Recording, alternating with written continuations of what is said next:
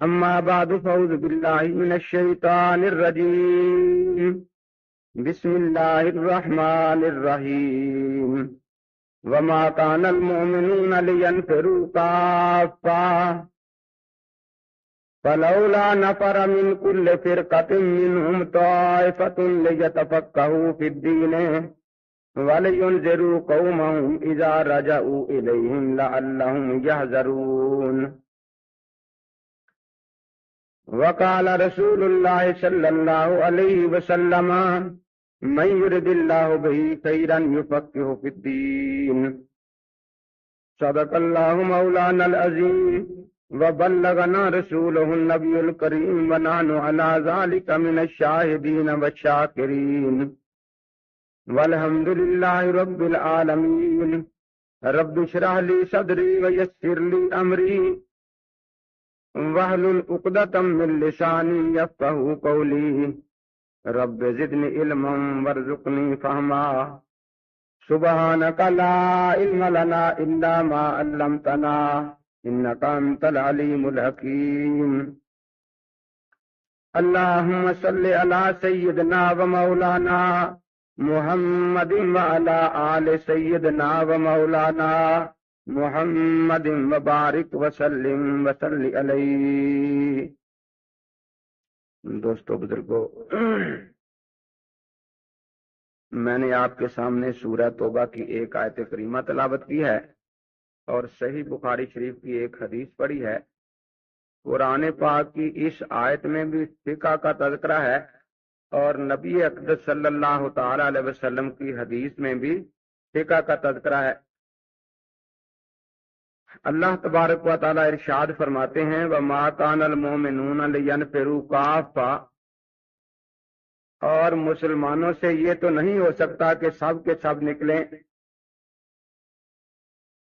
معلوم یہ ہوتا ہے کہ مسلمان کسی کام کے لیے جا رہے ہیں۔ اس آیت کے سیاق و سباق سے پتہ چلتا ہے کہ نبی اقدس صلی اللہ تعالی علیہ وسلم کے فرمان پر مسلمان جہاد کے لیے جا رہے ہیں۔ تو اللہ تبارک و تعالی فرماتے ہیں فَلَوْلَا نَفَرَ مِنْ كُلِّ فِرْقَةٍ مِّنْهُمْ طَائِفَةٌ لِيَتَفَقَّهُوا فِي الدِّينِ، تو کیوں نہ ہوا کہ ان کے ہر گروہ میں سے ایک جماعت نکلے کہ دین کی سمجھ حاصل کریں۔ وَلِيُنذِرُوا قَوْمَهُمْ إِذَا رَجَعُوا إِلَيْهِمْ لَعَلَّهُمْ يَحْذَرُونَ، اور واپس آ کر اپنی قوم کو ڈر سنائیں اس امید پر کہ وہ بچیں۔ یہ صورت حضرت صلی اللہ تعالی علیہ وسلم کے مبارک دور کے آخری سالوں میں نازل ہوئی ہے، جس وقت اسلام ملک عرب کے بہت سے حصے میں پھیل چکا تھا۔ اب بات یہ تھی کہ جو لوگ نبی اقدس صلی اللہ تعالی علیہ وسلم کی خدمت اقدس میں حاضر ہیں، وہ تو جب کوئی مسئلہ پیش آتا خود حضرت اقدس صلی اللہ تعالی علیہ وسلم سے پوچھ لیتے، لیکن جو لوگ دور رہتے تھے نہ تو خود نبی اقدس صلی اللہ تعالی علیہ وسلم ہر مسئلہ بتانے کے لیے وہاں تشریف لے جا سکتے ہیں اور نہ وہ ہر مسئلہ پوچھنے کے لیے حضرت کی خدمت میں حاضر ہو سکتے ہیں۔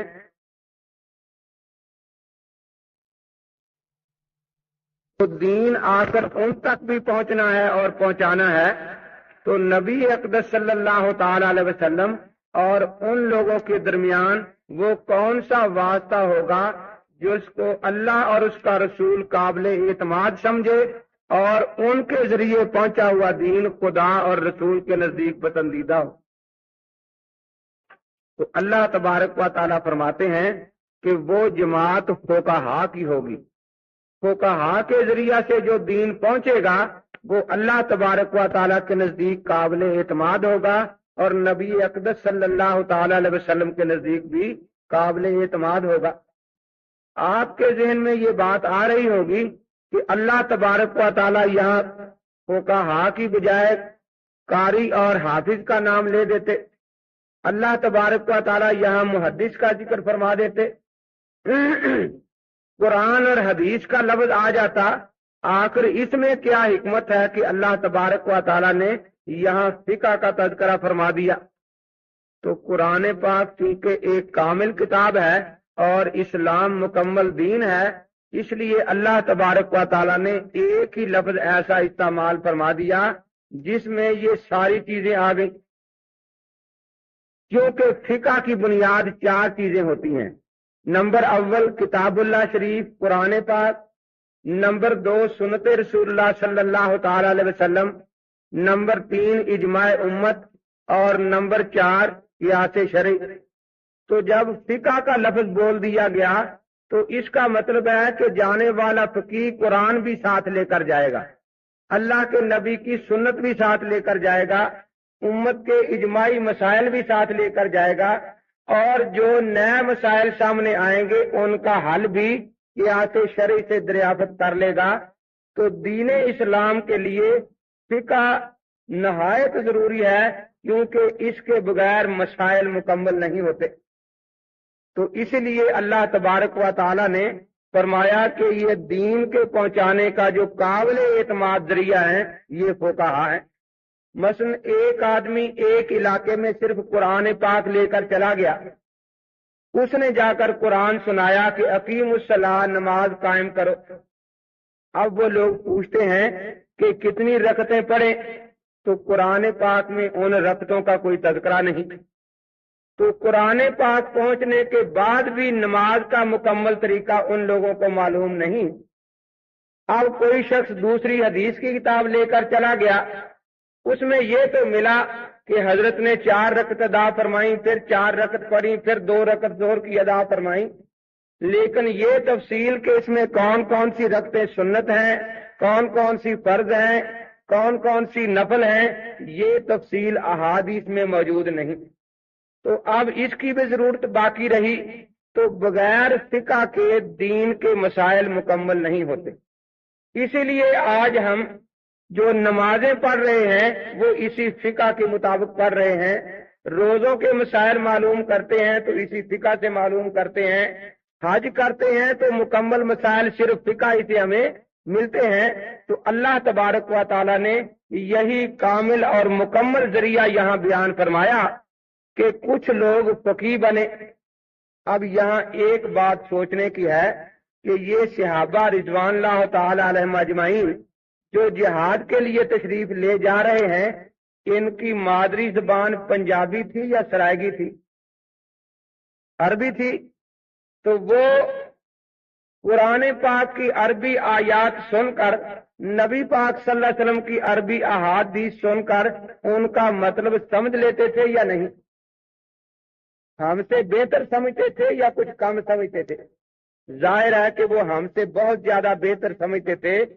تو اگر قرآن پاک کا ترجمہ جان لینے کا نام فقہ ہوتا، حدیث کا ترجمہ جان لینے کا نام فقہ ہوتا، تو ان میں سے ہر ایک آدمی ہم سے زیادہ اچھا ترجمہ سمجھتا، ان میں سے ہر شخص ہم سے زیادہ بہتر مطلب حدیث کا جانتا تھا۔ لیکن اللہ تبارک و تعالی ان ترجمہ جاننے والوں کو، مطلب سمجھنے والوں کو فرمایا کہ ہر جماعت میں سے کچھ آدمی بیٹھ جائیں اور فقیہ بنے۔ معلوم ہوا کہ صرف الفاظ کا یاد کرنا فقہ نہیں، صرف ترجمے کا یاد کر لینا اس کا نام فقہ نہیں۔ کوئی بخاری شریف کا اردو ترجمہ پڑھ کر سمجھے کہ میں فقیہ بن گیا ہوں تو اس نے قرآن پاک کی اس آیت کو سمجھا نہیں۔ فقہ اور گہرائی کا نام ہے۔ تو نبی اقدس صلی اللہ تعالی علیہ وسلم آپ کے ان صحابہ کو اللہ تبارک و تعالی جو فرما رہے ہیں کہ ہر فرقے میں سے ایک ایک آدمی بیٹھ جائے۔ اب آپ سوچیں گے کہ وہ فرقے کیسے تھے؟ تو اس زمانے میں فرقے یہ نہیں تھے جو آج کل بنے ہوئے ہیں۔ جیسے آپ رائے گنج میں اجتماع کے موقع پر دیکھتے ہیں کہ ضلع رحیم یار خاں کے لوگ ایک جگہ بیٹھے ہیں تاکہ آپس میں سفر میں کوئی تکلیف اور پریشانی نہ ہو، دوسرے ضلع کے لوگ ایک جماعت بنا کر بیٹھ جاتے ہیں تاکہ آپس میں سہولت رہے۔ اسی طرح صحابہ رضوان اللہ تعالی علیہ اجمعین جو جہاد کے لیے جا رہے ہیں ان میں مذہبی فرقے نہیں تھے۔ من کل فرقت ان کا جو لفظ ہے ان میں یہی تھا کہ ایک ایک قوم کے لوگ علیحدہ علیحدہ اپنی جماعت بنا کر ایک ایک علاقے کے لوگ جا رہے تھے تاکہ سفر میں کسی قسم کی پریشانی ہو تو ایک دوسرے کی واقفیت ہمارے لیے ان پریشانیوں کے دور ہونے کا باعث بنتی رہے۔ تو حضرت صلی اللہ تعالی علیہ وسلم کے صحابہ جب یہ جا رہے ہیں، اللہ تبارک و تعالیٰ فرماتے ہیں کہ ہر قوم ہر فرقے کا کم از کم ایک ایک آدمی فقیہ ضرور بنے۔ اب جب یہ فقیہ بن جائیں گے تو پھر کیا کریں گے؟ اللہ تبارک و تعالیٰ فرماتے ہیں وَلِيُنذِرُوا قَوْمَهُمْ إِذَا رَجَعُوا إِلَيْهِمْ لَعَلَّهُمْ يَحْذَرُونَ۔ یہ یہاں سے فقیہ بن کر اپنی قوم میں چلا جائے گا۔ اب ساری قوم اس ایک فقیہ کے فقہ پر عمل کرے گی اور اس کی تقلید کرے گی، اس سے دین کے مسائل پوچھ کر ان پر عمل کرے گی، اور یہ اللہ تبارک و تعالیٰ کے حکموں سے ان کو ڈرائیں گے تاکہ یہ لوگ خدا کی نافرمانی سے بچ سکیں۔ تو اس آیت کریمہ سے یہ معلوم ہوا کہ اللہ کا دین آگے پہنچانے کے لیے سب سے قابل اعتماد ذریعہ فقہا کا ہے، اور فقہا کے پاس مکمل دین ہوتا ہے، ان کے پاس دین کا کوئی خاص ایک پہلو نہیں ہوتا۔ اس کو آپ ایک مثال سے سمجھیں۔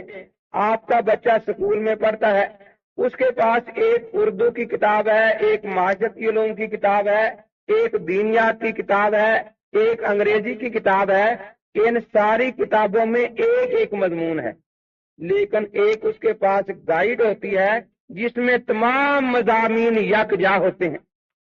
تو فقہ کیا ہے؟ یہ اسلامی علوم کی گائیڈ بک ہے۔ قرآن پاک کے تمام مسائل فقہ میں آ جاتے ہیں، سنت نبوی صلی اللہ تعالی علیہ وسلم کے تمام مسائل فقہ میں آ جاتے ہیں، امت کے اجماعی مسائل سارے فقہ میں آ جاتے ہیں، اور قیاس شرعی کے بھی تمام مسائل فقہ میں آ جاتے ہیں۔ تو فقہ کے سمجھانے کے لیے ایک چھوٹی سی مثال عرض کرتا ہوں کیونکہ وقت بہت کم ہے۔ اب دیکھیے، حضرت صلی اللہ تعالی علیہ وسلم نے فرمایا کہ اگر مکھی تمہارے پینے کی چیز میں گر جائے تو اسے غوطہ دے کر نکال کر پھینک دو۔ اب یہ الفاظ مجھے یاد ہیں، اس کا ترجمہ بھی یاد ہے، لیکن ایک آدمی آ گیا، اس کے پاس دودھ کا گلاس ہے اور اس میں 2 مچھر گرے ہوئے ہیں، وہ کہتا ہے کہ یہ مچھر نکال دیں، کس طرح نکالنے چاہیے، اس کا مسئلہ کیا ہے؟ تو اب حدیث میں مچھر کا لفظ کہیں آتا ہی نہیں کہ مچھر گر جائے تو کس طرح نکالا جائے، اور سینکڑوں جانور موجود ہیں چھوٹے چھوٹے، وہ سارے گر جائیں تو کس طرح نکالے جائیں؟ تو اس کے لیے اب الفاظ مجھے بھی آتے تھے، ترجمہ مجھے بھی یاد تھا، لیکن فقیہ نے مجھے یہ بتایا کہ ان الفاظ کے نیچے اللہ کے نبی نے ایک قاعدہ بیان فرمایا ہوا ہے جو ہر شخص کو نظر نہیں آتا، اجتہاد کی خوردبین لگانے سے وہ نظر آیا کرتا ہے۔ تو انہوں نے بتایا کہ اس کے نیچے قاعدہ یہ ہے، مکھی ایک ایسا جانور ہے جس کی رگوں میں دوڑنے پھرنے والا خون نہیں۔ اب ہر وہ جانور جس کی رگوں میں ہے یہ خون نہیں ہے، اس کو مکھی پر قیاس کر کے اس کا وہی حکم معلوم کر لیا جائے گا جو مکھی کا ہے۔ تو مچھر کی رگوں میں بھی دوڑنے پھرنے والا خون نہیں، اب مچھر کو مکھی پر قیاس کر کے نکال دیا گیا۔ اسی طریقے سے بھیڑ ہے، جگنو ہے، کیڑیاں ہیں، چیونٹیاں، ان کی رگوں میں بھی دوڑنے پھرنے والا خون موجود نہیں، اگرچہ حدیث میں ان کا ذکر نہیں آیا کہ یہ پینے کی چیز میں گر جائے تو کیا کیا جائے، لیکن فقیہ نے حدیث سے ہی ایک قاعدہ حاصل کر کے ان سب کا حکم معلوم کر لیا۔ اس کو کہتے ہیں فقہ، یعنی کتاب و سنت کے الفاظ میں بھی بہت سے مسائل ہیں اور بہت سے مسائل اس کی تہ میں اللہ تبارک و تعالیٰ نے مستور رکھے ہیں۔ جس طرح سطح سمندر، اس کی سیر بھی انسان کے لیے صحت کے لیے مفید ہے، لیکن بہت سے موتی اس کی تہ کے نیچے چھپا رکھے ہیں، ان کو حاصل کرنے کے لیے غوطہ خور کی ضرورت پڑتی ہے، ہر آدمی کا یہ کام نہیں۔ اب غوطہ خور نیچے سے نکال لائے اور ہم شکریہ ادا کر کے اس سے حاصل کر لے، اس کو تقلید کہتے ہیں۔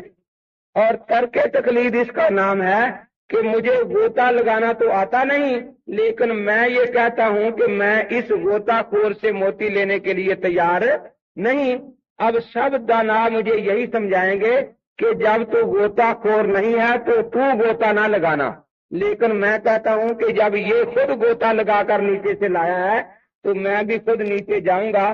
چنانچہ اس کے بعد سب کے روکنے کے باوجود میں نے غوطہ لگا دیا۔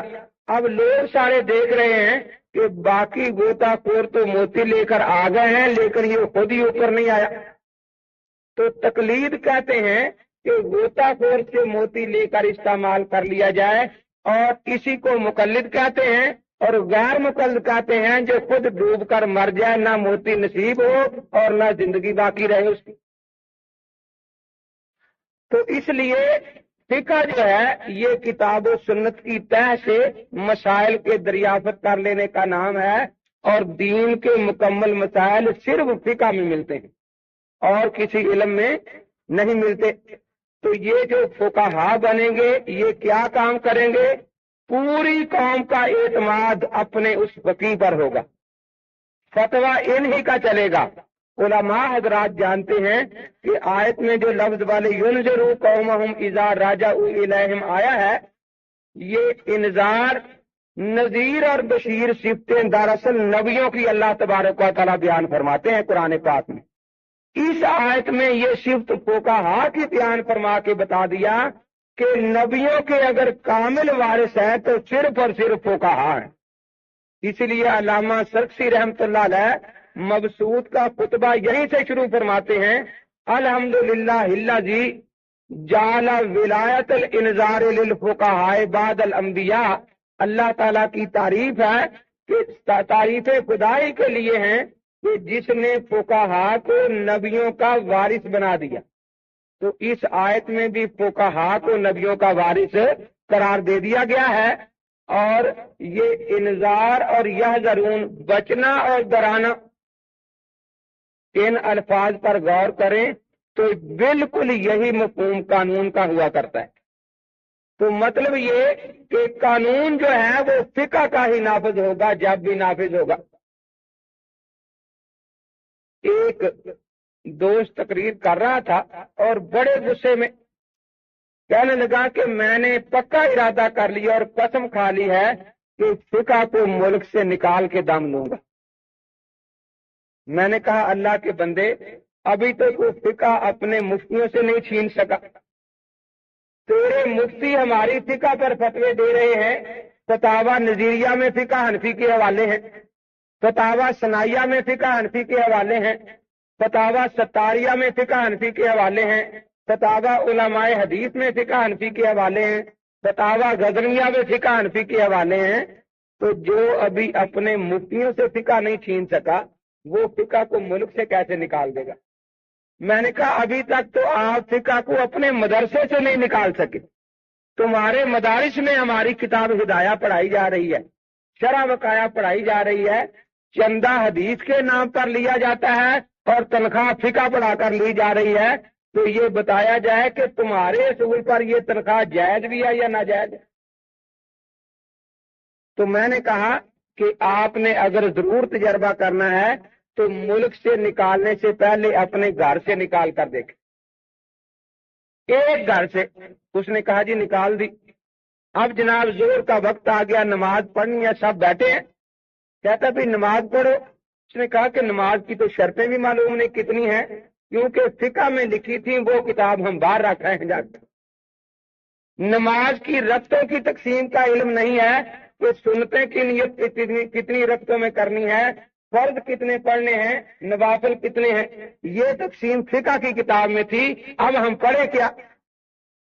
نماز کے ارکان کا پتہ نہیں، بھول کے مسائل، سجدہ صاحب کے مسائل کا ایک دو مسائل کے سوا کہیں پتہ نہیں چلتا، تو اب کیسے نماز پڑھیں؟ تو اس نے کہا کہ اس کا تو مطلب یہ ہوا کہ صرف فقہ سے نہیں گئے، خدا سے بھی گئے ہم، کیونکہ خدا کی عبادت کرنے کا طریقہ پورا ہمیں معلوم نہیں ہے۔ تو اس نے کہا کہ اچھا چلو سوچتے ہیں کچھ صلح کریں گے ان سے، کھانا تو لے آؤ۔ اس نے کہا کیا لاؤں؟ اس نے کہا دودھ لے آؤ۔ اس نے کہا دودھ تو بھینس کا ہے، اور بھینس کا لفظ قرآن میں بھی نہیں اور حدیث میں بھی نہیں، تو بھینس کا دودھ تو فقہا نے قیاس سے جائز کیا تھا، تو جب فقہ نکالی بھینس بھی ان کے گھر باندھ آئے ہیں، اس لیے نہ دودھ قسمت میں رہا، نہ چائے قسمت میں رہی، نہ گھی قسمت میں رہا، نہ مکھن قسمت میں رہا، تاکہ لچھی تک قسمت میں نہیں رہی۔ تو ایسی فقہ نکالی، اب کیا کریں؟ اس نے کہا پھر اور کوئی چیز؟ اس نے کہا دال پکائی تھی پانی میں، وہ ہے، اگر کہیں تو لے آؤں۔ اس نے کہا چلو وہی لے آ۔ اب ایسی ہڈیا تھی، قدر تھی نہیں، اسے ڈھانکا نہیں، اس میں جناب مچھر گر کے مرا ہوا ہے، چیونٹیاں گر کر مری ہوئی ہیں، 2-3 بھیڑیں اس میں بن بنا رہی ہیں، 2-4 مکھیاں ڈوبنے کی ہیں، اور 8-10 چیونٹیاں مری ہوئی ہیں۔ اس نے کہا اللہ کی بندی اس کو صاف تو کر دیتی۔ اس نے کہا کیسے صاف کریں؟ فقہ کے بغیر چیونٹی نکلتی نہیں، فقہ کے بغیر مچھر نکلتا نہیں، فقہ کے بغیر یہ بھیڑ نکلتی نہیں، فقہ کے بغیر جگنو نکلتا نہیں، فقہ کے بغیر تو یہ صاف ہی نہیں ہوگا۔ اس لیے جب فقہ کو گھر سے نکال دیا ہے تو اب کیا صورت ہوگی؟ اب تو یہی ہے کہ چیونٹیاں کھانی پڑیں گی۔ یہ بھیڑ جو ہے یہ زبان کو کاٹ کاٹ کے کھائے گی، یہ نکل نہیں سکتی، کیونکہ وہ زبان جو فقہ کے خلاف بولتی ہے اس کا علاج یہی ہے کہ بھیڑیں اسے کاٹ کاٹ کر کھائیں، اور اگر فقہ کو نہ مانا گیا تو وہ نکل سکتی نہیں۔ ہاں حضرت صلی اللہ تعالی علیہ وسلم فرماتے ہیں کہ دین اس وقت تک غالب رہے گا جب ایک جماعت جہاد میں مصروف رہے اور دوسری فقہ میں، اس وقت تک فرمایا دین کو سربلندی حاصل رہے گی۔ مجاہدین کا کام کیا ہے؟ ملک گیری، ملک حاصل کرنا۔ کیا کام ہے؟ ملک حاصل کرنا۔ اور فقہاء کا کام کیا ہے؟ اس ملک میں اسلامی نظام نافذ کرنا۔ تو اسی چیز سے سربلندی رہے گی نا۔ اب دیکھیے قانون جو ہے وہ جب بھی نافذ ہوا فقہ کی شکل میں نافذ ہوا۔ اب ہم جب مطالبہ کرتے ہیں کہ فقہ حنفی کو نافذ کیا جائے تو کئی طرف سے آوازیں اٹھ رہی ہیں کہ فقہ کو ہم نہیں مانیں گے، صرف اسلام کا قانون آئے اور کتاب و سنت کا قانون آئے۔ لیکن یہ ایک فریب ہے، اس کو ذرا سمجھے مثال سے۔ آپ کے ملک میں اس وقت کوئی قانون چل رہا ہے یا نہیں؟ چل رہا ہے نا؟ تو آپ کے ملک میں ایک تو آئین ہوتا ہے، متن قانون۔ کیا ہوتا ہے؟ آئین۔ اسی کا نام اسلام میں کتاب و سنت ہے۔ جو آئین ہے اسی کا نام کیا ہے؟ کتاب و سنت۔ اب بعض اوقات آئین میں کوئی چیز قابل تشریح ہو تو قومی اسمبلی خود اس کی تشریح کر دیتی ہے۔ تو اسی قومی اسمبلی کی جگہ اسلام میں خلافت راشدہ ہے اور ہر خلیفہ راشد اس اسمبلی کا سپیکر ہے۔ تو اب دیکھیے کوئی شخص صرف آئین کا نام لے لیکن خلافت راشدہ کو چھوڑنا چاہے، قومی اسمبلی سے صرف نظر کرے تو وہ ملک میں ملک کے آئین کو چلا سکتا ہے۔ پھر اس کے بعد آپ کے ہر صوبے میں ایک ہائی کورٹ ہوتی ہے، اس کا چیف جسٹس جو ہے یہ قانون ساز نہیں ہوتا، قانون دان ہوتا ہے، لیکن اپنے ملک کے قانون کا اتنا ماہر ہوتا ہے کہ اس کا فیصلہ بطور نظیر قانون کی کتاب PLD میں نقل کر لیا جاتا ہے۔ اور جتنی ماتحت عدالتیں ہیں، DC صاحب کے ہاں کیس آئے، کمشنر صاحب کے ہاں کیس آئے، سینئر سول جج کے پاس کیس آئے، تو وہ اس PLD کا حوالہ دے کر فیصلہ کرتا ہے، اس کے حوالے کے بغیر کوئی فیصلہ نہیں کرتا۔ تو یہ جس کو آپ اپنی اصطلاح میں ہائی کورٹ کا چیف جسٹس کہتے ہیں، اسے اسلامی اصطلاح میں مجتہد کہا جاتا ہے۔ مجتہد بھی قانون ساز نہیں ہوتا، قانون کا ماہر ہوتا ہے۔ اور جس طرح مجتہدین کے فیصلے PLD میں محفوظ کر لیے گئے، اسی طرح اسلام کے مجتہدین کے فیصلے PLD میں محفوظ کر لیے گئے۔ یہ ہدایہ، یہ عالمگیری، یہ شرح وقایہ، یہ کتابیں بالکل ایسی حیثیت رکھتی ہیں اسلام میں جیسے آپ کے ملک میں PLD کی کتابیں۔ اور جس طرح ماتحت عدالتیں اس PLD کا ریفرنس اور حوالہ دیتی ہیں، اسی طرح جو مفتی ہیں وہ قال ابو حنیفہ، قال شافعی، قال احمد کہہ کر اپنا فیصلہ اور فتویٰ نقل کرتا ہے۔ لیکن بعض اوقات چیف جسٹس ایک ہوتا ہے اور بعض اوقات ایک فل بینچ بیٹھتا ہے جسے آپ کی اصطلاح میں سپریم کورٹ کہتے ہیں اور اسلام کی اصطلاح میں اسے اجماع امت کہا جاتا ہے۔ کیا کہا جاتا ہے؟ اجماع امت۔ تو اب کوئی آدمی یہ کہے کہ صرف پاکستان کا آئین رہے اور یہ ہائی کورٹیں ختم کر دی جائیں، سپریم کورٹیں ملک سے ختم کر دی جائیں، ماتحت ساری عدالتیں ختم کر دی جائیں، تو کیا ملک کا قانون چل سکتا ہے؟ آج کل جو لوگ یہ کہتے ہیں کہ اسلام تو آئے لیکن اسلام میں قیاس شرعی اور اجتہاد اور فقہ کو دخل نہ ہو، یہ بالکل ایسی ہی بات ہے کہ کوئی یہ کہے کہ آئین پاکستان تو نافذ رہے لیکن میں صوبہ پنجاب میں رہتا ہوا ہائی کورٹ کے فیصلوں کو قبول نہیں کروں گا۔ تو اگر ہائی کورٹ کا فیصلہ ہی صوبے میں رہ کر قبول نہیں تو قانون نافذ کون کرے گا یہاں، اور قانون چلے گا کس کے ذریعے سے؟ کوئی آدمی یہ کہے کہ قانون اسلام تو آئے لیکن اجماعی مسائل جو ہیں وہ بطور قانون نافذ نہ کیے جائیں، تو یہ ایسی ہی بات ہے جیسے کوئی یہ کہے کہ میں ملک پاکستان میں رہتا ہوا سپریم کورٹ کے فیصلوں کو ماننے کے لیے تیار نہیں ہوں۔ تو کیا کوئی ملک کسی بیوقوف کے کہنے سے اپنی سپریم کورٹ کو ختم کر سکتا ہے؟ کیا کوئی صوبہ بغیر ہائی کورٹ کی عدالت کی اپنے قانون کو آگے چلا سکتا ہے؟ کوئی آدمی یہ کہے کہ میں ضلع میں رہوں گا لیکن ڈی سی کے فیصلوں کا پابند نہیں ہوں گا، میں ڈویژن میں آباد رہوں گا لیکن کمشنر کے فیصلوں کا پابند نہیں ہوگا، کیونکہ یہ پی ایل ڈی کے حوالے دیتے ہیں، سیدھے آئین کے حوالے نقل نہیں کر رہے۔ تو یہ ایسا ہی ہے جیسے کوئی کہے کہ میں مسلمان تو کہلاؤں گا لیکن اسلامی مفتیوں کے فیصلے ماننے کے لیے تیار نہیں، کیونکہ یہ اپنے فتوے میں قال ابو حنیفہ لکھتے ہیں، یہ قال شافعی لکھتے ہیں، یہ قال احمد لکھتے ہیں، یہ قال مالک لکھتے ہیں۔ تو جس طرح ملک میں قانون نافذ ہوتا ہے اسی طرح ہر قانون ہوتا ہے، جس طرح اس میں ہائی کورٹ کی بھی ضرورت ہے اور اس سے صرف نظر نہیں کیا جا سکتا، سپریم کورٹ کی بھی ضرورت ہے، اس سے صرف نظر نہیں کیا جا سکتا، اور ماتحت عدالتوں کی بھی ضرورت ہے، اس سے صرف نظر نہیں کیا جا سکتا۔ جب بھی کوئی آدمی عدالت کا فیصلہ سنتا ہے تو اسے ایک ہی پتہ ہوتا ہے کہ یہ فیصلہ اس جج کی ذاتی رائے نہیں بلکہ پاکستان کے قانون کا فیصلہ ہے۔ جب بھی وہ ہائی کورٹ کا فیصلہ سنتا ہے تو اس کے ذہن میں ایک ہی بات ہوتی ہے کہ یہ اس جج کی ذاتی رائے نہیں بلکہ آئین پاکستان کا ہی فیصلہ ہے۔ بالکل اسی طرح حضرات ائمہ مجتہدین وہ جو فقہ مرتب فرما گئے ہیں یہ ان کے ذاتی فیصلے نہیں ہیں بلکہ کتاب و سنت سے استنباط کر کے انہوں نے یہ فیصلے دیے ہیں۔ تو اب میں آپ حضرات سے یہ پوچھتا ہوں کہ آپ کے سامنے کوئی آدمی آئے اور کہے کہ بھئی مجھے ووٹ دو میں حکومت بناؤں گا، تو آپ پوچھے حکومت بنانے کے بعد تیرا منشور کیا ہوگا، تو وہ کہے کہ ساری ہائی کورٹیں بند کروں گا، تمام سپریم کورٹیں ختم کر دوں گا، تمام ماتحت عدالتیں جو ہیں یہ ان کو ختم کر دوں گا۔ تو میں آپ سے پوچھتا ہوں کیا وہ ملک میں قانون چلانے کی اہلیت رکھتا ہے؟ ایسا آدمی جو ہے وہ توہین عدالت کا مرتکب ہے یا نہیں؟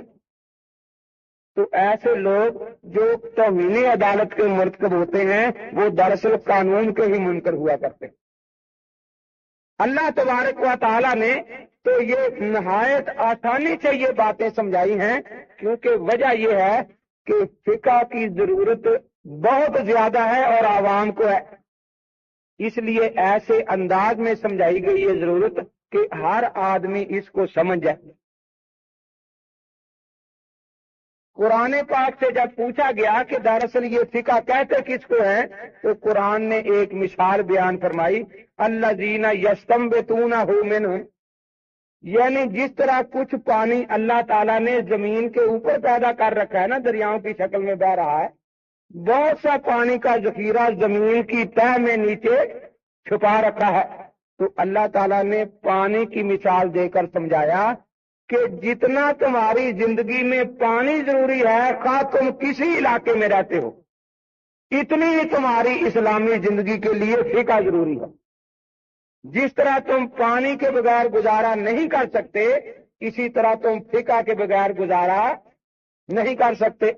لیکن آپ ہر جگہ پانی پیتے ہیں یا نہیں، استعمال کرتے ہیں یا نہیں؟ اب وہ پانی آپ کسی کے کنویں سے لے آئیں، کسی کے نلکے سے لے آئیں، کسی کے ٹیوب ویل سے لے آئیں، آپ کے دل میں کبھی یہ وسوسہ پیدا ہوا کہ یہ پانی نلکے والے آدمی نے پیدا کیا ہے، خدا کا پیدا کیا ہوا نہیں؟ کبھی آپ کے دل میں یہ وسوسہ آیا کہ یہ پانی کنواں کھودنے والے نے پیدا کیا ہے، خدا کا پیدا کیا ہوا نہیں؟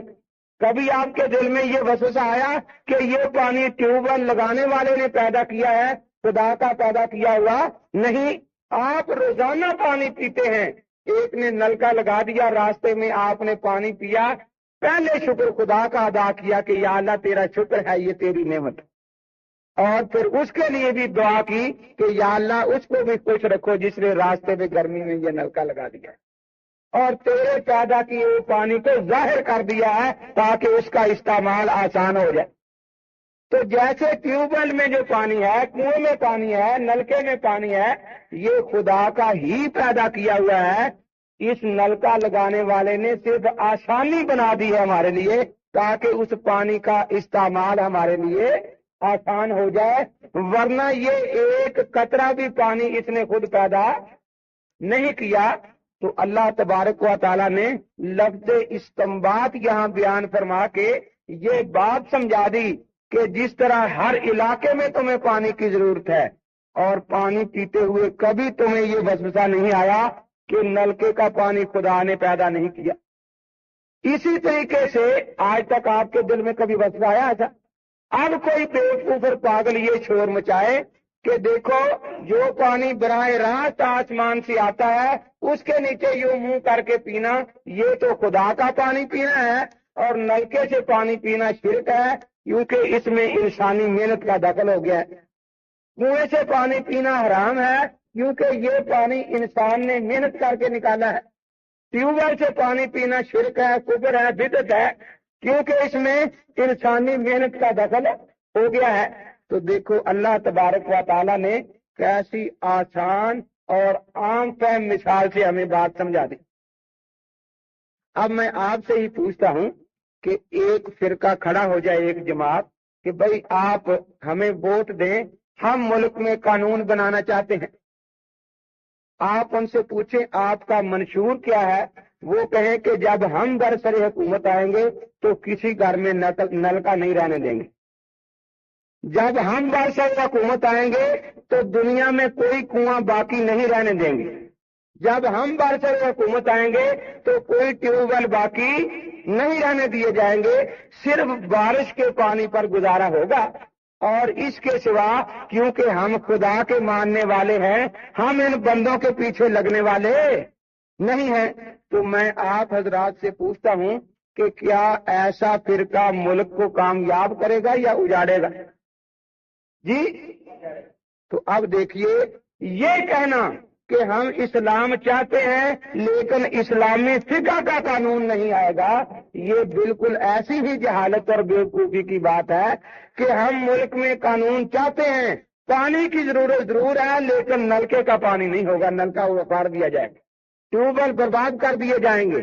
تو کیا ایسا فرقہ کبھی ملک کو چلا سکتا ہے؟ جو فرقہ آج تک ہمارے سامنے اس بات سے عاجز ہے کہ وہ ایک رکعت نماز کے مسائل نہیں بتا سکتا، وہ بھی یہ دعویٰ کر سکتا ہے کہ میں ملک کو چلا سکتا ہوں۔ جو ایک رکعت کے نماز کے مسائل ہمیں نہیں بتا سکتا، جو پیالی چائے میں پڑی مکھی نہیں، مچھر نہیں نکال سکتا، جیسے جھوٹے خدا کو مچھر نے مار ڈالا تھا نا، یہ جھوٹا مذہب تو ایک مچھر سے مر جاتا ہے۔ وہ لنگڑا مچھر سامنے ٹی ٹی کر رہا ہے کہ ہمت ہے تو نکالو مجھے بل۔ ارے جو مچھر سے مار کھا جائے وہ ملک کا قانون چلا سکتا ہے؟ ان کو کیا حق ہے کہ ملک میں قانون چلانے کا دعویٰ کریں؟ صحیح بخاری شریف میں ایک اور مثال ہے، حضرت صلی اللہ تعالی علیہ وسلم فرماتے ہیں کہ اللہ تبارک و تعالیٰ نے جو دین مجھ پر نازل فرمایا اس کی مثال بارش کے پانی کی۔ جب یہ بارش زمین پر نازل ہوتی ہے تو زمین تین قسم کی ہوتی ہے۔ ایک نشیبی سی زمین جہاں پانی کی شکل میں تالاب بن کر کھڑا ہو جاتا ہے۔ ایک وہ کھیت ہے جس کو بخاری شریف میں حضرت نے ارض طیبہ بیان فرمایا کہ وہ پاکیزہ زمین، اس نے اپنا سینہ کھول دیا اور پانی اندر جذب ہو گیا۔ اب ہماری زندگی کی تمام ضروریات اللہ تعالیٰ نے اسی پانی کی برکت سے اس کھیت میں پیدا فرما دی۔ ہمیں گندم کی ضرورت ہے تو وہ کہاں ہوتی؟ تالاب میں یا کھیت میں؟ ہمیں گنے کی ضرورت ہے وہ کہاں ہوتا ہے؟ ہمیں جوار باجرے کی ضرورت ہے وہ کہاں ملتا ہے؟ ہمیں کپاس کی ضرورت ہے وہ کہاں ہوتی ہے؟ ہمیں آم انار کیلا ان پھلوں کی ضرورت ہے وہ کہاں ہوتے ہیں؟ ہمیں پھولوں کی ضرورت ہے خوشبو کے لیے وہ کہاں ہوتی ہیں؟ ہمیں جڑی بوٹیوں کی ضرورت ہے دوا دارو کے لیے وہ کہاں ہوتی ہیں؟ تو اس کو حضرت نے فقہ سے تعبیر فرمایا۔ تالاب مثال ہے حدیث کی کتاب کی۔ کس کتاب کی؟ جس طرح تالاب میں ہر پڑھا لکھا یا ان پڑھ اپنی آنکھوں سے پانی دیکھ لیتا ہے، اسی طرح حدیث کی کتاب میں ہر آدمی کو کالا کالا رسول اللہ صلی اللہ علیہ وسلم کے الفاظ نظر آ جاتے، لیکن کھیت میں ہر وقت پانی نظر نہیں آتا۔ عقیدہ یہی ہوتا ہے کہ اس کھیت میں جتنی بھی فصل پیدا ہوئی ہے وہ ساری اسی پانی کی ہی برکت ہے۔ اب کھیت مکمل ہے اور تالاب اس میں مکمل چیزیں نہیں، اسی لیے یہ تالاب والا خود بھی بیچارہ کھیت والے سے جا کر چیزیں وصول کرتا ہے۔ یہی وجہ ہے کہ جتنے بھی محدثین ہوئے ہیں وہ کسی نہ کسی امام کے مقلد ہوئے۔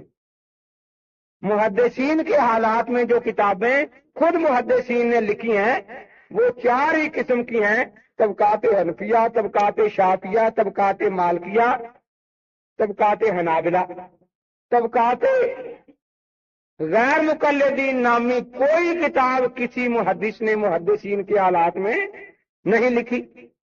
تو اس لیے یہ کھیت اور تیسری زمین وہ ہے جو ایک ٹیلا تھا، نہ تو وہاں پانی تالاب کی شکل میں کھڑا ہوا اور نہ وہاں کھیت کی طرح کوئی فصل اگی، لیکن جو لوگ یہاں آباد ہیں ان کو بھی ضروریات زندگی کی ضرورت ہے یا نہیں؟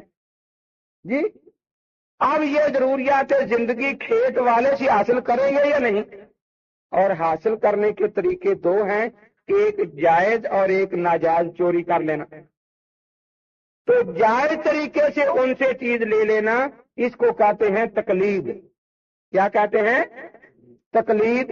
جائز تعلق سے چیز لے لینا اور چوری کر لینا، گنے یہاں سے اکھاڑے اور دو چار جوتے کھا لیے چوری کر کے اور چھلیاں اگلے کھیت سے جا کر توڑنی شروع کر دی۔ آخر زندگی تو بیچاروں نے گزارنی ہے نا۔ تو اسی طرح کہیں کی اینٹ کہیں کا روڑا بھانمتی نے کنبا جوڑا، بیچاروں کا کوئی مذہب ہی نہیں۔ وہ اس پر ایک لطیفہ یاد آیا، شادی تھی کسی کی، تو شادی میں مہمان دو طرفہ ہوتے ہیں، ایک برات کے ساتھ آتے ہیں اور ایک لڑکی کے گھر والوں میں، ہم تو میل کہتے ہیں، پتہ نہیں آپ کیا کہتے ہیں انہیں۔ ایک آدمی نے روٹی کھانی تھا نہیں رشتہ دار ان کا، اس نے سوچا کہ کسی طرح میں بھی بیٹھ جاؤں۔ اب سوچنے لگا کہ بارات والوں میں بیٹھوں یا میل والوں میں بیٹھوں، تو انہوں نے سوچتا رہا، آخر درمیان میں بیٹھ گیا ایک جگہ۔ اب بارات بیٹھی ہے، آپس میں تعارف ہو رہا ہے کہ یہ کون ہے، یہ لڑکی کا سہرا ہے۔ چلتے چلتے رشتے پوچھے جا رہے ہیں۔ اب اس پر بھی ہے کہ تو کون ہے، اس نے کہا کہ میں لڑکی کا ٹٹیورا ہوں۔ وہ لوگ کہنے لگے یہ کوئی نیا رشتہ ہے غیر مقلدوں والا، پہلے تو کبھی سنا نہیں، ٹٹیورا کیا ہوتا ہے؟ اس نے کہا کہ لڑکی کا باپ اور میں کسی زمانے میں اکٹھے ٹٹو چلایا کرتے تھے۔ اب وہ سمجھ گیا کہ یہ صرف کھانے کا بہانہ ہے، رشتہ یہ رشتہ ہم نہیں جانتے، کوئی غیر مقلدوں میں ایسا رشتہ تو ہو، ورنہ عام لوگوں میں ایسا کوئی رشتہ نہیں ہوتا۔ تو انہوں نے کہا کہ آپ جائیں، ہمیں ایسے رشتے کو پہچانتے ہی نہیں۔ اب یہ بیچارہ بڑا پریشان ہوا کہ کھانا کھانا تھا، نیا رشتہ بھی گڑا لیکن پھر بھی کھانا نہیں ملا۔ تو اس کے پاس ایک ڈنڈا تھا، اس نے منہ کو لگا لیا اور باجوں والوں میں کھڑا ہو گیا جا کے، ضرور باجوں والوں میں کھڑے ہو جاتے۔ اب جب باجے والے روٹی کھانے لگے تو کھلانے والے نے دیکھا کہ باقیوں کے پاس تو کوئی نہ کوئی باجا ہے، یہ ایک ڈنڈے والا درمیان میں پھر رہا ہے، یہ کون ہے؟ تو اس نے کہا بھائی دیکھو روٹی کھا لو لیکن پہلے اپنا اپنا باجا بجا کے سناؤ سارے۔ اب سب نے اپنا اپنا باجا بجا کے سنا دیا۔ جب اس کی باری آئی تو ہاں بھائی تم بھی بجاؤ۔ اس نے کہا کہ میرا اکیلا نہیں بجتا، سب میں ملا جلا بجا کرتا ہے۔ تو بالکل یہی بات غیر مقلد کہتا ہے کہ میرا اکیلا کوئی مذہب نہیں، سب میں ملا جلا کہتا میرا مذہب ہے۔ تو اسی طرح ان بیچاروں کا مسلک کیا ہے؟ چوری ڈاکے کا مسلک ہے۔ دو چار مسئلے شافیوں سے چرا لیے اور ہاں جی ہم تمہارے جیسے ہیں جی، ہم آپ جیسے ہیں، ان کے ساتھ مل گئے۔ اور پھر دو چار مسئلے حنبلیوں سے لے لیے، ان کے پاس چلے گئے جی ہم آپ جیسے ہیں۔ اس لیے دنیا میں ہمارا فرقہ صرف پاکستان میں چند آدمی رہتے ہیں اور بالکل یتیم مسکین فرقہ ہے۔ جو سود آپ کے پاس ہو، زکوٰۃ ہو، ہم یتیموں مسکینوں کو دے دیا کرو، کیونکہ اور دنیا میں کہیں ہمارا فرقہ موجود نہیں ہے، اتنے بڑے جہاں میں کوئی نہیں ہمارا۔ تو اب اندازہ لگائیں، اللہ کے پیغمبر صلی اللہ تعالی علیہ وسلم نے فقہ کی مثال دی ہے کھیت سے، اور باقی جتنے لوگ ہیں ان کو بھی ضروریات زندگی کے لیے کھیت کی ضرورت ہے یا نہیں؟ اب ہم لوگ امام اعظم ابو حنیفہ رحمۃ اللہ تعالی علیہ نے محنت کر کے جو کھیت پکایا تھا اس کی فصل کھا رہے ہیں، اور عقیدہ یہی رکھتے ہیں کہ اس فصل کا پیدا کرنے والا خدا ہے، اور اوپر محنت کرنے والے امام ابو حنیفہ رحمۃ اللہ علیہ ہے۔ ہم خدا کا بھی شکریہ ادا کر رہے ہیں اور امام ابو حنیفہ رحمۃ اللہ علیہ کو بھی دعائیں دے رہے ہیں۔ تو اب کوئی آپ کے پاس جماعت آئے ووٹ لینے کے لیے، ہم بھی ووٹ لے کر آپ کیا کریں گے کہ ہم ملک میں قانون چلائیں گے؟ آپ کا منشور کیا ہوگا؟ اس نے کہا کہ سب سے پہلے ہم ملک کے سب کھیتوں کو آگ لگائیں گے، اجاڑ دیں گے، کیونکہ کھیت مثال فقہ کی ہے نا۔ اور یہ مثال میں نے اپنی طرف سے بیان نہیں کی، بخاری شریف میں اللہ کے پیغمبر صلی اللہ تعالی علیہ وسلم نے مثال بیان فرمائی ہے۔ تو دیکھیے جس طرح کھیت کے لیے پانی ضروری ہے، اسی طرح انسانی زندگی، اسلامی زندگی کے لیے فقہ ضروری ہے۔ کوئی کھیت بغیر پانی کے پنپ سکتا نہیں، اور جو کھیت کا دشمن ہے وہ ملک کا دشمن ہے۔ اسی طرح جو فقہ کا دشمن ہے وہ اسلام کا دشمن ہے۔ تو جب بھی قانون آئے گا فقہ کی شکل میں آئے گا۔ یہ کہنا کہ اسلام تو نافذ ہو فقہ نافذ نہ ہو، یہ ایسی ہی بات ہے کہ ملک میں بارانی زمینیں رہیں لیکن کھیت وغیرہ اس سے فصل ہم اگنے نہیں دیں گے، بس بارش کا پانی پی پی کر گزارا کریں گے اور آپ کو بھی بارش کے پانی پر ہی رکھیں گے۔ اب جب ہم نہایت واضح دلیلوں سے یہ بات سمجھا دیتے ہیں کہ فقہ کے بغیر کبھی بھی کسی ملک میں قانون نافذ نہیں ہوا اور فقہ کی شکل میں قانون آئے گا، تو اب دو باتوں سے ہمیں ڈرایا جاتا ہے۔ ایک تو یہ بات کہی جاتی ہے کہ فقہ کتنی ہی ضروری صحیح لیکن آپ نام نہ لیں۔ کیوں؟ آپ فقہ حنفی کا نام لیں گے تو وہ فقہ جعفری کا نام لیں گے، وہ فقہ، اس لیے آپ کم از کم ان کا خیال کریں، آپ فقہ حنفی کا نام لینا چھوڑ دیں۔ میں نے آپ سے پوچھا فقہ کی بنیاد کتنی چیزیں ہیں؟ 4۔ تو فقہ جعفری والوں کا قرآن غار میں ہے، ان کا قرآن کہاں ہے؟ تو ان کی فقہ کی پہلی بنیاد ہی نہیں۔ وہ فقہ کیسی جس کی بنیاد میں قرآن نہ ہو؟ اور دوسری بنیاد سنت ہے، تو شیعہ کے پاس حدیث کی کوئی کتاب ہی نہیں، تو گویا دوسری بنیاد بھی موجود ہے۔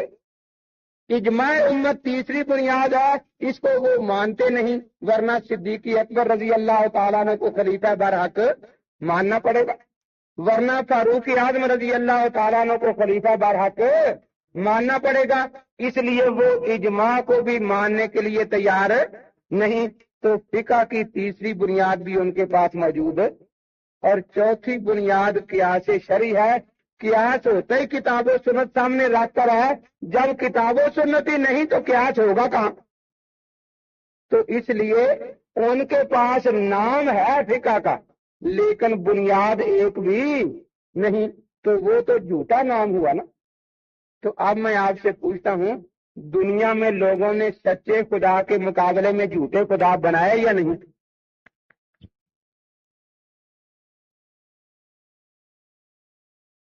کا نام نہ لیں، ٹھیک ہے بات۔ اب ہم رسول پاک صلی اللہ علیہ وسلم کا نام لیں تو کوئی ڈرائے کہ وہ بے شک سچے صحیح، لیکن آپ نام لیں گے تو قادیانی بھی مرزے کا نام لیں گے، اس لیے جھوٹے نبی سے ڈر کر آپ سچے نبی کا نام بالکل لینا چھوڑ دیں، تو اس کو آپ عقل مندی کہیں گے؟ ضعیف اور جھوٹی حدیثیں دنیا میں موجود ہیں یا نہیں؟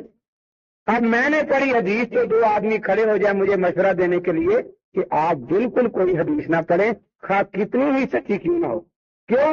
ورنہ لوگ جھوٹی پڑھیں گے پھر۔ تو کیا ہم اس مشورے سے سچی حدیثیں پڑھنا چھوڑ دیں گے؟ آپ کے ملک میں جعلی کرنسی ہوتی ہے یا نہیں؟ ہوتی ہے نا؟ تو اب کوئی مشورہ دے کہ خبردار کبھی کھرا پیسہ بھی پاس نہ رکھنا، کیونکہ ملک میں جعلی کرنسی بھی موجود ہے۔ آپ کے پیسے پاس رکھنے سے ان لوگوں کو خام خواہ شے مل جائے گی اور وہ جعلی سکہ بازار میں چلانا شروع کر دیں گے۔ تو کیا واقعی آپ اس ڈر سے اپنے سارے پیسے پھینک دیں؟ جعلی دوائیں دنیا میں بنتی ہیں یا نہیں؟ تو اب آپ یہی کہیں گے نا کہ خبردار کوئی اچھی دوا نہ پینا صحیح، کیونکہ ملک میں جعلی دوا فروش موجود ہیں۔ ایسا نہ ہو کہ آپ کو بھی اس گناہ میں شرکت کرنی پڑے اور آپ کے اس صحیح دوا پینے کی وجہ سے ان لوگوں کو خام کا حوصلہ بڑھ جائے اور وہ اپنی جھوٹی اور جعلی دوائیں بیچنا شروع کر دیں۔ تو میں آپ سے پوچھتا ہوں، کیا یہ جو بات ہے اس طریقے سے اگر ہر جگہ آپ سچ کو مانتے ہیں جھوٹ کو چھوڑتے ہیں تو فقہ میں کیوں یہ مانی نہیں جاتی بات؟ ہم کہتے ہیں کہ سچی فقہ کو ہم کسی قیمت پر چھوڑیں گے نہیں اور جھوٹی فقہ کو کسی قیمت پر مانیں گے نہیں۔ اور ایک ڈراوا اور دیا جاتا ہے کہ اگر ضروری فقہ نافذ کرنی ہے تو آج کل کے وکلاء ہیں، جسٹس ہیں، پروفیسر ہیں، عربی جانتے، یہ بھی تو عربی سے واقف ہے نا، تو ان لوگوں کو بڑھا دیا جائے، یہ ایک فقہ مرتب کر لیں۔ تو پہلی بات تو یہ بات مجھے ایک غیر مقلد وکیل نے کہی ایک تقریر میں، تو میں نے کہا اچھا پہلے آپ یہ بتائیں کہ کل یہاں جج ہیں کتنے آپ کے ملک میں؟ نے کہا تقریباً 2000 ہیں۔ میں نے کہا پہلے ہیں 4 مذاہب ہیں، ان میں سے یہاں صرف ایک مذہب ہے، باقی 3 یہاں، لیکن آپ شور مچاتے ہیں کہ 4 مذہبوں میں اختلاف ہے، 4 مذہبوں میں۔ تو جب 2000 فقہیں بنے گی تو ان میں اختلاف ہوگا یا نہیں؟ کسی ملک میں 2000 فقہیں بیک وقت نافذ ہو سکیں گے؟ جی نافذ تو ایک ہی ہوگی نا۔ تو پھر آخر وہ فقہ جو خیال قرون میں مرتب ہوئی ہے اس نے کیا گناہ کیا ہے کہ اس کو چھوڑ کر ان لوگوں کو بٹھایا جائے جو کردار کے اعتبار سے زانی بھی ہیں، جو شرابی بھی ہیں، اور ان کو کہا جائے کہ تم قانون اسلامی مرتب کرو، جو اپنے جسموں کے لیے قانون اسلامی پر عمل کرنے کے لیے تیار نہیں ہے۔ تو اصل بات یہی ہے کہ جب خدا کی کسی نعمت کی ناشکری کی جاتی ہے تو اللہ تعالیٰ پھر عقل کو چھین لیتے۔ انہوں نے فقہ کی ناشکری کی، اب دیکھو یہ ابو حنیفہ کی فقہ کے خلاف تو رات دن بولیں گے، لیکن کوئی زانی کہے یہ فقہ ہے تو یہ کہیں گے آمنا وصدقنا، کوئی شرابی کہے میں فقہ بتاتا ہوں، یہ سارے اس کے پیچھے لگ جائیں گے۔ تو میں تو کہا کرتا ہوں کہ یہ خدا کا عذاب اور قہر ہے کہ خیال قرون کے مقابلے میں ایسی فقہ کی اجازت دینا اور ایسی فقہ کے پیچھے پڑنا۔ تو یہ لکھا ہے کہ مسئلہ تراوی ضرور بیان کریں کہ تراوی 8 ہیں یا 20۔ بھائی 8 اور 20 کا تو کوئی جھگڑا ہی نہیں دنیا میں، یہ یاد رکھیں، 8 اور 20 کا کوئی جھگڑا نہیں، تراویح ہیں ہی 20۔ یہ جو لوگ آج کا جھگڑا آج ڈال بیٹھے ہیں وہ اصل میں جھگڑا 8 اور 20 کا نہیں ہے، جھگڑا یہ ہے کہ نماز تراویح کوئی نماز ہے بھی یا نہیں۔ شیعہ کھل کر کہتے ہیں کہ نماز تراویح کوئی نماز نہیں اور وہ پڑھتے بھی نہیں۔ اہل سنت والجماعت کھل کر کہتے ہیں کہ نماز تراویح ایک مستقل نماز ہے جو صرف رمضان شریف میں پڑھی جاتی ہے، جیسے جمعہ صرف جمعہ کے دن پڑھا جاتا ہے، وہ بھی باقی 11 مہینے میں نہیں پڑھی جاتی۔ اب غیر مقلدوں نے نہ تو شیعوں کی طرح کھل کر انکار کیا اور نہ سنیوں کی طرح کھل کر اقرار کیا۔ انہوں نے یہ کہا کہ وہ جو تہجد والی نماز ہے نا، 11 مہینے اس کا نام تہجد ہوتا ہے اور 12ویں مہینے اسی کا نام تراویح ہو جاتا ہے۔ نماز ایک ہی ہے، 11 مہینے نام اور ہوتا ہے، 12ویں مہینے نام۔ ہاں، یہ ایسا ہی ہے جیسے کوئی کہے کہ میں 11 مہینے اپنی بیوی کو بیوی کہا کرتا ہوں، 12ویں مہینے ماں کہا کرتا ہوں۔ تو اب کوئی عقل مند پوچھے گا کہ آخر وہ 11 مہینے بیوی رہی، 12ویں مہینے ماں کیسے بن گئی آپ؟ اب یہ کہتے ہیں کہ نماز ایک ہے لیکن فرق ہو گیا ہے، 11 مہینے نام تہجد، 12ویں مہینے نام۔ 11 مہینے اس کا وقت رات کا آخری حصہ، 12ویں مہینے اول حصہ۔ 11 مہینے وہ اکیلے پڑھی جائے گی، 12ویں مہینے جماعت سے۔ 11 مہینے گھر میں، 12ویں مہینے مسجد میں۔ 11 مہینے میں اس میں قرآن ختم کرنا کوئی ضروری نہیں، 12ویں مہینے قرآن ختم کرنا ہے۔ 11 مہینے اس نماز کو نفل کہا جائے گا، 12ویں مہینے سنت موقدہ کہا جائے گا۔ اب یہ 6 فرق جو انہوں نے بیان کیے ہیں، ہم کہتے ہیں کہ اسی 6 فرق کی ایک حدیث ہمیں سنا دیں۔ قیامت تک یہ ایسی حدیث نہیں سنا سکتے کہ حضرت نے خود فرمایا ہو کہ 11 مہینے نام یہ اور 12ویں مہینے اس کا نام یہ ہوگا۔ ان بیچاروں کو تو تراویح کا معنی بھی نہیں آتا۔ تراویح جمع کا لفظ ہے، اس کا واحد ہے ترویحہ۔ آپ 4 رکعت کے بعد تھوڑی دیر آرام کرتے ہیں نا، کوئی تسبیح پڑھ لی، اس کو کہتے ہیں ترویحہ۔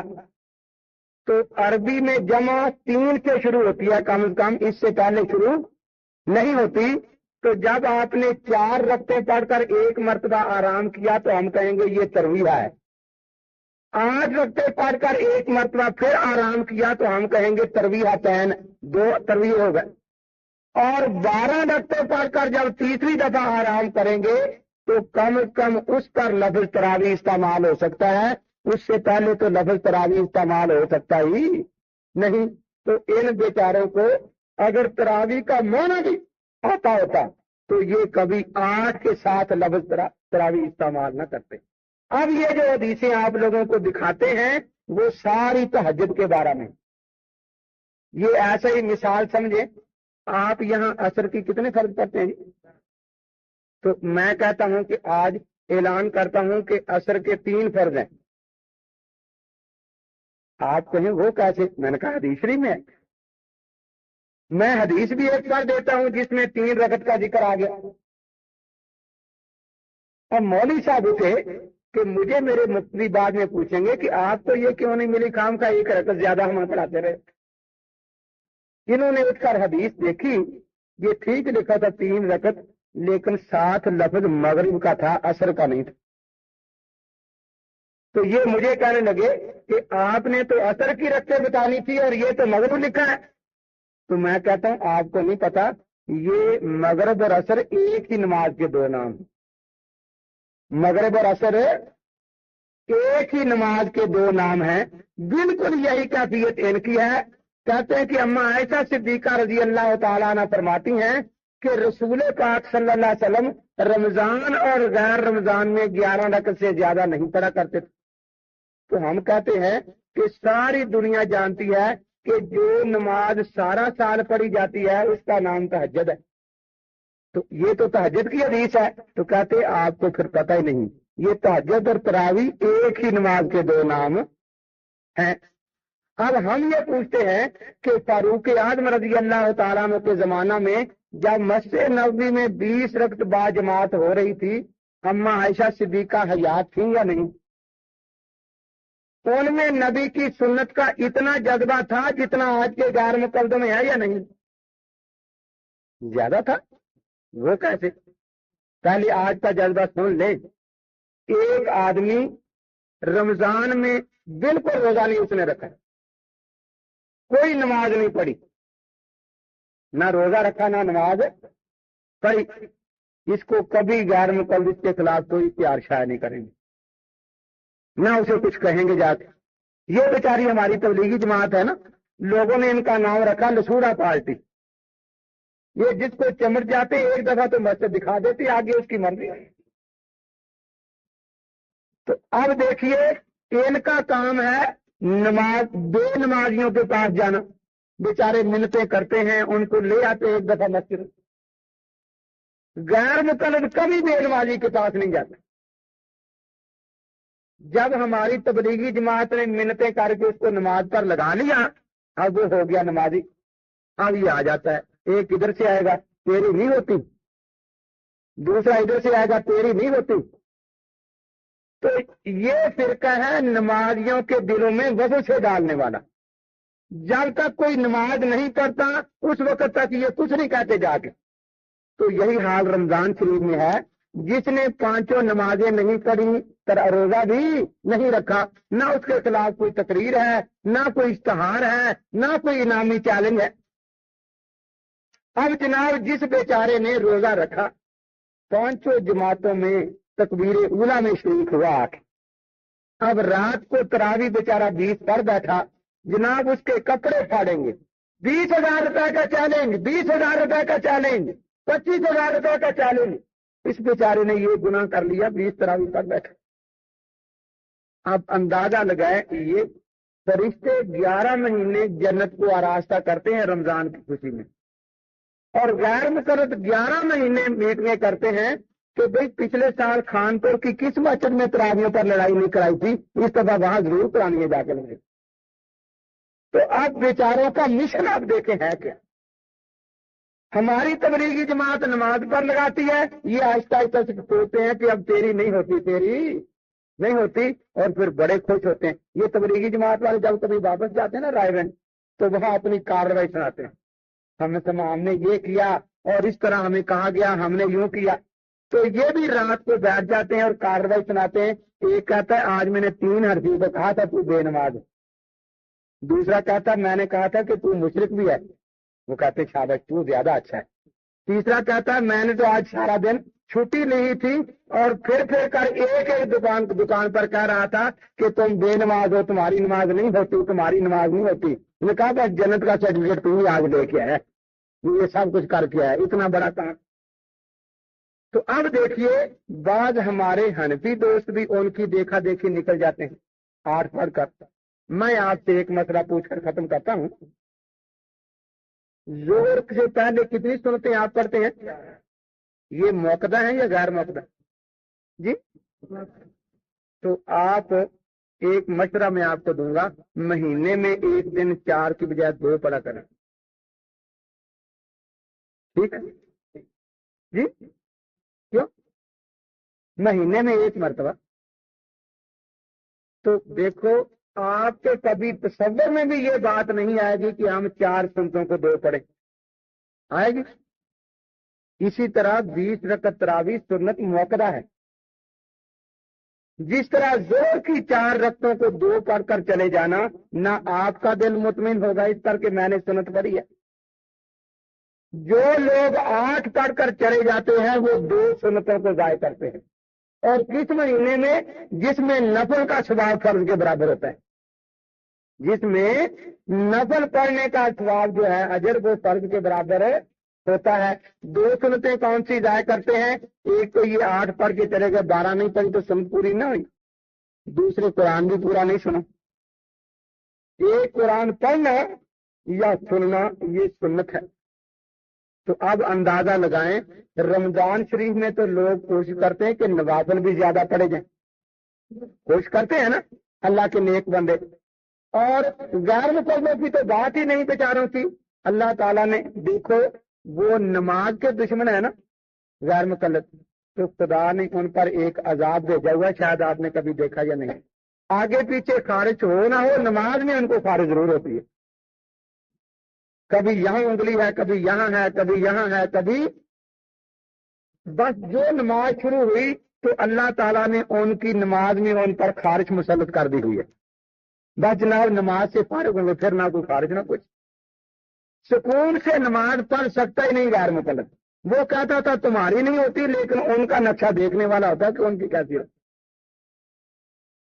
تو اس لیے 20 رکعت تراویح جو ہیں یہ سنت موقدہ ہے، 8 رکعت کے ساتھ، آپ کو کوئی کہے 8 ہے، آپ صرف ایک بات پوچھیں، 8 رکعت کے ساتھ تراویح کا لفظ اللہ کے نبی سے، کسی خلیفہ راشد سے، کسی ایک صحابی سے، کسی ایک تابعی سے، کسی ایک تبع تابعی سے دکھا دیں، ہم 25,000 نام دیں گے، پورے خیال قرون میں 8 رکعت کے ساتھ تراویح کا لفظ ملتا ہی نہیں، 20 کے ساتھ ہم دکھائیں گے۔